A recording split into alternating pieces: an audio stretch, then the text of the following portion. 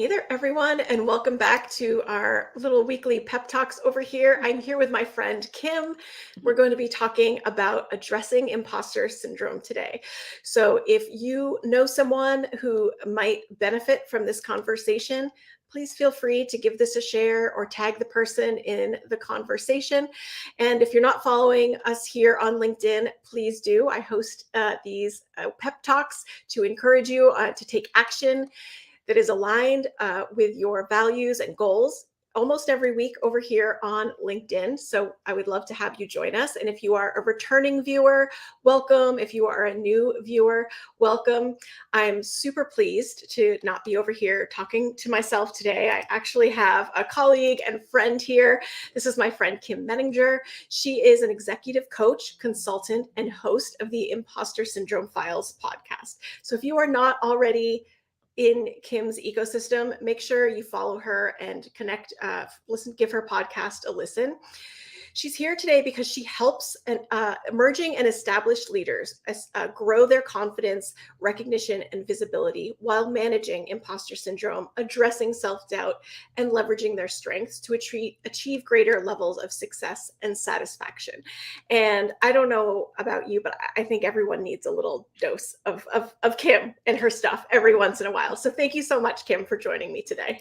Thank you so much, Jen. It is always so much fun to chat with you. Yeah, right. I think these are fun conversations. Hopefully folks who are listening in enjoy it as well. So can you start, Kim, by just sharing a little bit? I feel like our understanding of what imposter syndrome is has evolved in the last few years since we started having these conversations. How do you conceptualize imposter syndrome?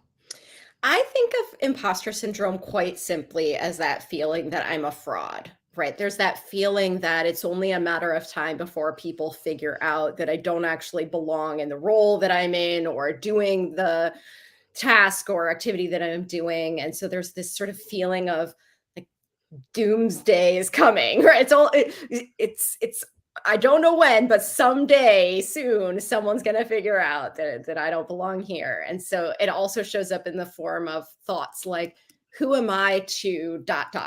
right? So I'm comparing myself to other people, looking around, thinking everyone else is so much smarter and more qualified than I am. Who am I to share this idea when there's so many other more qualified people here? Who am I to ask this question? And so we sort of talk ourselves out of leaning into our expertise or taking ownership of whatever it is that we're doing.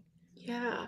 So I think the way that I see this manifest in my work, specifically with job seekers, is when people are trying to address their qualifications, which is super key. It's really important that people, when they're applying for jobs, pay attention to those qualifications. And for all of the strengths and talents my clients have and what they are able to bring to their job every day, it is so hard for them to take ownership over some of those qualifications. And so I'm wondering where you might see this manifesting before people are saying to themselves, I think I'm experiencing imposter syndrome. Where do you see this in your clients, or where do they report to you? Yeah, so I think in the job search in particular, that's a big trigger of imposter syndrome, because it is that moment when we start to reflect on, what do I know? What do I have to offer? And we're so conscious of what we don't have, and we're dismissing what we do have. And I think about it as, it's really interesting because we get inside our own heads and we know the real world experience that we go through. And it's so much more nuanced. Whereas if we're looking at somebody else and I look at you, Jen, I either decide like, you know this or you don't know this. But I don't see all the self-doubt that you experience. I don't see all of the preparation, all the hard work that you put into it. I don't see all the support that you're getting to help you through it. I'm just making the conclusion you're smarter than I am from what I can see. And in my own mind, I'm thinking, well, this is hard for me. So I'm not as good as somebody else is, or would other people say I'm good at this? And so we get tangled up in the precision of it, right? Like, well, maybe this is a strength, but and an objective scale, is it a strength, right? So yes, we just start to get really wrapped around the axle when it comes to how we define what we know and what we're good at in ways that we just don't think about when we're assessing somebody else's competence. That is so true. I have seen people bring me jobs with a list of qualifications, and they're truly like making up qualifications in their head about like what the job should have. Like, should I apply for this? Am I a fit? I don't have X. And I'm like looking at the list of qualifications and I'm like, there's no X here. What are you worried about? And I also see this a lot with technical and quantitative skills, like around data analytics. And a client will have no problem saying to me, yes, I have comfort with quantitative analytics, or yes, I'm confident in Excel. But the minute it appears in a list of qualifications, it's like, well, I don't know how much Excel do I need to know, And I'm like, are you a data scientist? Is this a data scientist job? Like that should help conceptualize sort of like the scope of skill that you need. But it's so tricky for people to sort of figure out on their own. And I think that's a manifestation of imposter syndrome, like really separating us from ourselves and also not helping us, doing us any service and figuring out how we fit as part of a team where people are all bringing their skills together as well. Absolutely. And I think there's this level of humility that comes with imposter syndrome, right? Because there's this recognition that I'm not perfect. There's more that I could know, and that's honorable. And I think that that's something that we should encourage. On the other hand, if taken too far, right, what it does is it keeps us from playing bigger. It keeps us from taking those important risks and next steps that help us grow our career. And one of the things I've been thinking a lot lately is, as you were talking about this analysis that we go through on, do I apply for this job? Do I have the right qualifications? Do I raise my hand for that promotion? Is when you say to yourself, I don't think I'm ready, ask yourself if you're ready for the mediocre guy next to you to get that job, because that's what's going to happen if you don't apply for this, right? Interview over. That was that was it. You got right to the chase on that one. Right. I think it's really important in this context to like understand not necessarily everyone experiences this to the same degree, right? Like I don't have this challenge with all of my clients. And so I think understanding that the underpinnings of some of this self-doubt are really fueled by like bigger structural and organizational challenges. Like, I think that's really helpful perspective. I could not agree with you more. And I think that's a really important point too, because sometimes when we feel in the thick of it, it feels like we can't even remember a time when we didn't feel like an imposter. So it's helpful to really pay attention to what are the situational factors that are leading you to feel this way in this particular moment. And when are you not feeling this way? Because there are lots of times, the person who's really anxious and feels a lot of self-doubt in one meeting can go into another meeting on the same day and feel very, confident and self-assured. And so it's not us, right? A lot of it is what's happening around us that's triggering us to feel this way. And a lot, so that you're absolutely right. A lot of that comes down to the sort of structural environments that we're in. How much psychological safety is there? How much inclusion and respect for difference is there? And of course there's an internal element that we bring to it, but it's activated by the external conditions. Yes, that resonates. So I'm sure everyone here would like to know if you have a magical wand that, eliminates imposter syndrome. And if not, what are some of the steps or milestones that you kind of watch people progress through as they start to kind of address this on their own terms? Yeah. So one of the things I think about a lot, and I say this kind of half jokingly, is that managing imposter syndrome often comes down to revealing the absurdity of our thinking because we accept at face value a lot of the messages that we tell ourselves. And I have found it to be incredibly helpful as a person who has had a lifelong anxiety disorder to think of imposter syndrome as a manifestation of anxiety. I know it's not a diagnosable psychological condition. That was never the intention behind it. But I think that in terms of how it's experienced, a lot of it is I'm very anxious about being found out. And because I have spent a lot of time dealing with how to manage my anxiety, it's sort of a natural follow-on to think about this as that inner critic component that kicks in when you feel this imposter syndrome. I think of that as a very natural human fear response, right? Like we are all hardwired as humans to be on the lookout for potential threats. And social threats like failure, rejection, and humiliation feel just as threatening to us as the threat of a physical predator, a tiger chasing after us. And so one thing that really resonated with me is Kristen Neff's work on self-compassion. She talked about the inner critic as the expression of the fight response turned inward. And so she talks about that like inner critic voice as really being this alarm system. So when you tell yourself you're a fraud, you're going to fail, you don't belong here, it's your brain recognizing a potential threat and wanting to get you into your comfort zone, out of the burning house as quickly as possible. So if it were kind and gentle, you wouldn't listen to it. It's like trying to grab you by, the neck and say, get out of here. And so that's what I mean about revealing the absurdity of our thinking, because if we accept it at face value, we don't realize what's actually going on. But if we instead say, okay, pause, right? Something just triggered me. Now I'm going to take a closer look at what just happened. Is this an actual threat? What am I really afraid of here? What just happened and what can I do about it? Now I'm getting out of that more primitive, just survival mode and into problem solving. And okay, so I'm afraid I don't have enough information to intelligently talk about this topic in this meeting. So what can I do about that? What are the action steps I can take? Then you feel more in control of the situation and you can actually leverage resources. You can do some better planning as opposed to just being in this generalized state of the sky is falling and there's nothing I can do about it.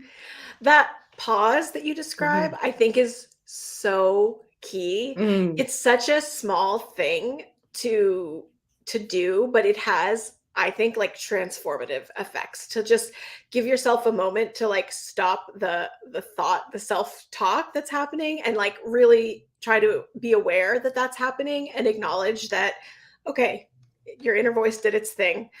Let me pause that and think about like how I can step up here and manage like this perceived threat, right? So I love we don't have a wand is what I'm hearing, but we do have. Unfortunately, we don't have a wand, but we do have a pause button. I don't have a magic wand either. I just like to make sure not everyone has one except me.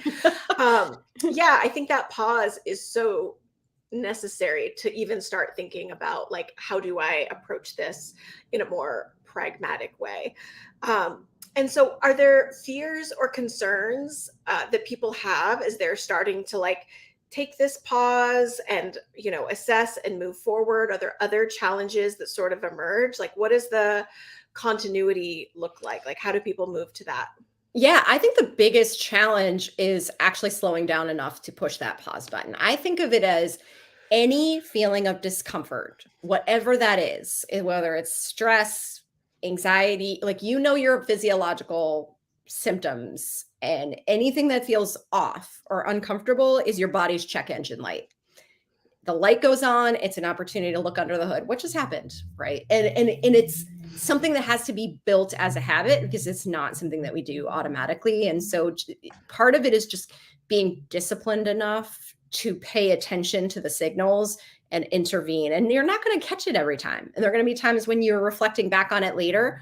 That's a good start, even to just be able to say 2 hours later, what was it about that meeting that triggered me? And then gradually you'll start to be able to intervene sooner and sooner and sooner. But once you start that process, I think it's really powerful because when you bring it to the surface and you start asking these questions and you start thinking about it from different angles, it does dilute the power of the fear, right? And it starts to make you do become more of a problem solver in the process. And so people will often say things to me like, I'm so afraid someone's going to ask me a question I don't know the answer to. Okay, well, plan for that. Because if that's your worst fear and you have a plan for that, everything else is going to feel manageable. Right? Yeah. And, I was talking to another colleague a couple weeks ago here. And one of the things she does with her clients is like play out the worst case scenario. Like, okay, what's the worst case scenario? What's the worst case scenario? And if the worst case scenario is someone asks a question you don't know the answer to, like you can come up with a strategy for addressing that is in alignment with your values, that, maintains your, how people see you. Like it's not a bad thing to not know the answer. In fact, it's a good thing to not make something up and to be curious and to follow up and to be candid and honest, right? Like those are all good things. So there's almost always a way that we can turn that worst case scenario into something we can actually work with, and that we're not likely to actually get to the end of that line of questioning. That's right. So are there any formative events that sort of like helped you identify your own experience with imposter syndrome? Like anything come to mind? Yeah, so a lot of our experience is rooted in early childhood.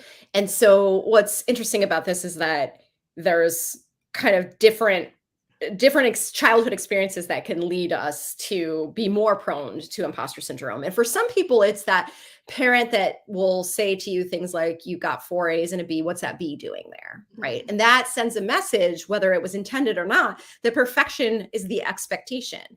And when you're a child, you don't really have a nuanced view of the world. You can't really think about it in a different way. And so it builds this expectation in the sense that I'm not good enough. And that carries forward into other parts of our lives. In my case, I grew up with a mother who thought that I was like brilliant and could do no wrong, which sounds great, but it's not because she overinflated the the talent that I brought to every mundane task. And then you go out into the world, right? And it's like, why doesn't everybody else think that that's amazing? Or, wow, this is really hard. And I'm not used to things being hard. So there must be Mm. something wrong with me. Or I avoid taking risks. Like I quit dance lessons and tennis lessons and all these things because I wasn't taught that to do something really well, you have to practice. It's hard work. It's like you sort of start to believe that you have to be a natural at everything.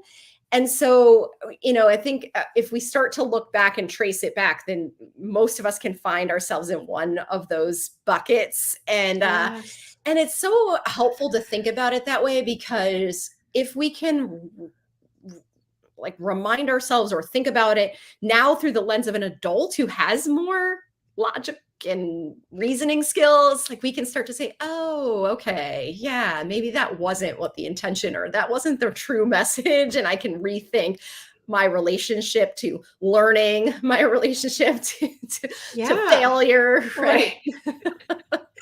Yes, absolutely. So, did you find yourself in the workplace identifying as someone experiencing imposter syndrome, or was it like a laundry list of like the self-doubt and experiences you mentioned earlier? Well, so I had I guess you could think of it as either the privilege or the curse of having a psychology degree. So I knew about imposter syndrome very early on in before I even started my career. So I was kind of primed to notice it when it kicked in. And so, it was just very obvious to me that I felt like I just was not good enough and was not in worthy of being in the same space as a lot of the people that I worked with. And it was very much rooted in this fact that I was a non-technical person with a lot of technical people. And I just felt like I don't speak their language. I can't have an intelligent conversation with them about the things they know. So that must mean that I don't know enough, as opposed to recognizing I wasn't hired into a technical role. That wasn't the expectation of my job. Nobody was measuring me on my technical skills, but I had in my own mind set this immensely high bar, just like you were saying of you're going through the job description saying like X isn't even in here, right? It's like that's what I was doing to myself. I was Yeah. writing my own job description that required years of training and education and experience that I didn't have. And so I just never felt like I was appropriately prepared for anything I did. I'm glad you mentioned that because we were speaking earlier, right, about like how imposter syndrome sort of it feels like at least in part a manifestation of like the hyper individualization that our Yes. culture has created. And I think what helps me is like thinking about it as part of a team. Like if your team is responsible for a product, like you need some technical expertise, but you also probably need someone without that, like with other skills, to drive things forward so that everyone can kind of work where they contribute best, right? And I feel so much like we lose sight of that when we're before we get to the chance to the pause. I think it is so helpful post pause to also think like, whose job is this really? Yes. And is it my job to facilitate and support them? Or is it my job to be them? Because it's almost never anyone's job to be them. Like that talent lives there and has that role and that home for a reason. And I just feel like it's so sad that we miss this opportunity to really think of like this puzzle or mosaic where we fit into something that makes the team whole or the organization whole, rather than like putting all that pressure on ourselves to like build the product and also manage engineers. I mean, why do both? Why even have both skill sets? Yes. Yeah, And it seems so obvious when we say it, right? Because you even use the term team. But when we yeah, think about a sports team, like nobody expects the quarterback and the running back to do the same job, right? Like we that's right. know that you can't be both. But in the workplace, we do have this very individualized sense of ourselves, and we think I have to know, be, do everything that everyone else can do, which is incredibly inefficient and redundant. And so where I got to over time was to a place where I could, instead of saying, oh my gosh, I need to know exactly what Bob from engineering knows, that, what all his 20 years of experience, to, oh, thank God Bob knows that, so I don't have to. Exactly. Yes, that's such a better way to work with like explicit curiosity and knowledge gaps, rather than feeling like you have to like hold it all together. Do you have any thoughts on people who are listening and are maybe at the beginning of their journey, thinking through like wanting to reevaluate their relationship to their self-talk around their contributions at work? Like, how might people get started here? Yeah, so this seems like a pretty, I would say, cliche exercise, but it really does have important psychological benefits. And that is to start a practice, the sooner the better, of documenting your accomplishments. And the reason for that is it's a couple of things. Number one is we talked about our brain being hyper focused on threats. We miss all the good stuff because we're not looking for it. It's not a threat, so we just move past it. So what often happens is we're chugging along at work. We're aware of every mistake we make. We're aware of all the things we don't know, and we're breezing past all the successes. And we get to the next level and we think, well, this is a fluke. How did I get here? Right? And it's because we didn't stop and catalog all the good stuff. And I think of it like a gratitude journal where, if you write down every day what you're grateful for, you literally train your brain to scan the environment for the good stuff because you want something to write down. And so if you're writing down every day all the things you're doing well, and it could be just like 3 simple bullets, it doesn't have to be a narrative. Like, I'm just going to take stock of what were the things that went well today. What are the problems I solved, things I'm celebrating, things I crossed off my to-do list. You train your brain to pay attention to what you're doing well. And it just changes the way you see yourself. So again, it sounds kind of simple and corny, but it really does have a meaningful effect on our sense of self-awareness and balance. I don't think that sounds corny at all. I think that's so important because some people have a manager or colleagues who will like provide that external perspective and say, thank you so much for your work. You're doing such a good job for us. That project was such a success. And sometimes we rely on that, and maybe we shouldn't need to or look for that, but at least it offers a different perspective than like the narrative that you've created for yourself inside your head. And what I often find is that the people who struggle the most are the people who are working without a lot of thanks and without a lot of acknowledgement. And you can see very, very clearly how that manifests in going for promotions or thinking about your career, really in any way. It really becomes like a huge obstacle because people internalize that lack of acknowledgement to like confirm, right, their worst fears. And so that little exercise, yes, it's small, but sometimes we have to do that for ourselves. Sometimes that's not happening for us. And like what I think is sometimes people are really proud of things that are not necessarily metric driven or business outcomes. And I think the other side I see of imposter syndrome is people are like, I don't know stats that well, but I'll learn. And I'm always like, do you want to? Like, is that because you should ask yourself that question? Like, is this an area you want to grow and nurture and develop? Because if so, great. But I think we can also turn those like perceived weaknesses into an eternal list of pet projects that don't actually align for us. And we completely lose sight of like what we want to contribute and how we want to operate in the workplace. Do you see that too? Absolutely. And I think that's such an important part of, especially when you talk about catching people early, right? Before maybe this becomes a bigger challenge, or, putting these practices into place early, is this idea of when you're telling yourself, I need to know something, what's the motivation and what's the return on that, right? Because if it's Yes. coming from a place of fear, if it's coming from a place of social comparison, right? I don't feel good enough, then it may very well be that you're telling yourself you need to do that, but you don't actually need to. But if it's coming from a place of, this is interesting and inspiring, and it's going to help me grow in the direction that I want to grow in, that is very different. And, at the risk of sounding cliche again, everything that we say yes to means we're saying no to something else. So those months that I spent taking engineering classes because I thought that was going to be what made me feel better, right, were months that I wasn't focusing on the things that I'm good at or that I wanted to get better at. Yes. How were those engineering classes? Well, I only made it through 3, so didn't get very far. Not great. Yeah, it is really amazing how many certifications and professional development opportunities people will pursue, not because they're curious or they're like eager lifelong learners or they're excited about what it can do for them, but because they have to. So I always think that's another good moment for a pause, is like, why am I doing this? What are my goals? Is it because I can't wait to sit with other people who like Excel as much as I do? Or is it because the guy next to me is great at Excel and I feel like I need to too? Because you're not actually obligated to get good at everything.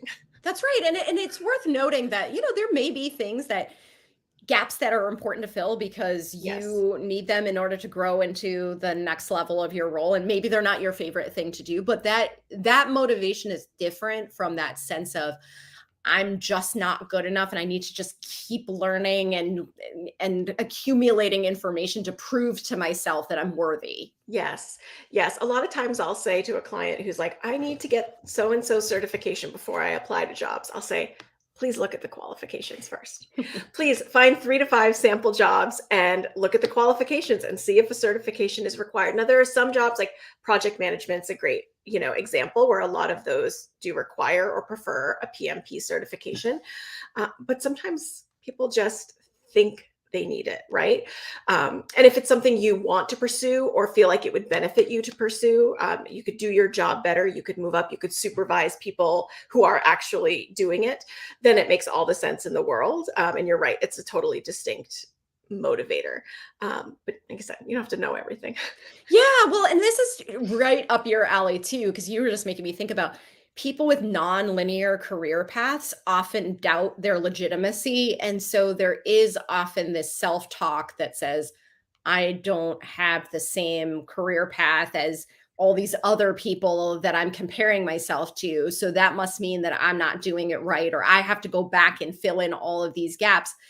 But if you're in the role, right, you were selected for a reason. And I think we're so quick to, again, note the ways in which we don't measure up and disregard the differentiators that we bring to the role. And so to really understand how much is a true need and how much of it is more of pressure that you're putting on yourself. And I love what you said about like looking at the job descriptions. I also often say, like, look at people's LinkedIn profiles who have the title that you want. And if everyone has exactly the same credentials, pretty good data that that's a requirement. But if there are people who have all kinds of different backgrounds, then it's probably not a must-have. Yes, I agree. I think doing a little research. Some of those certifications are an investment, like time-wise, money-wise. So you really want to be sure that it's going to be something that you can apply, right? And let the company pay for it if if you get there and they want you to have it. Yeah, if it's that mission critical, right? Yeah. So as we wrap up here, I'm curious, you kind of touched on this earlier, but thinking about my audience, they may be job seekers primarily, or just people curious and forward thinking when it comes to their career. We talk a lot about red flags, what to look for when people are exploring jobs and interviewing. But if you are someone who has historically struggled with self-doubt and not necessarily, had the sort of like acknowledgement or validation of your work externally. Do you have any suggestions on like green flags, what to look for those environments and situations that may be either like more accommodating or hospitable to people who are working through these kinds of challenges? Yes. So environments that have learning cultures, environments that have lots of psychological safety, environments that are more inclusive by nature are much better for people who struggle with self-doubt. And so I would ask questions about the manager's style, how they give feedback, how are failures or mistakes treated and processed within the team, giving examples like that's going to give you a good window into how the company thinks about success and failure and what some of the expectations are, so you know what you would be stepping into. Yeah, I love that idea of asking for an example of how the team processes a mistake or misstep. That's a really good, that's a good tip, because it's a tricky thing to ask, right? Like, how do you treat people who make mistakes? Like, that's not necessarily the part that you're trying to emphasize necessarily in an interview, but I think that's a really great way to ask it in a behavioral perspective with that example. So you gotta turn the tides, right, on the power dynamic in these interviews. I love that. Kim, where can I direct people who want to learn more about you and your work? Oh, thank you. Well, I have a brand new website that I'm super excited to share. It's at kimmeninger.com.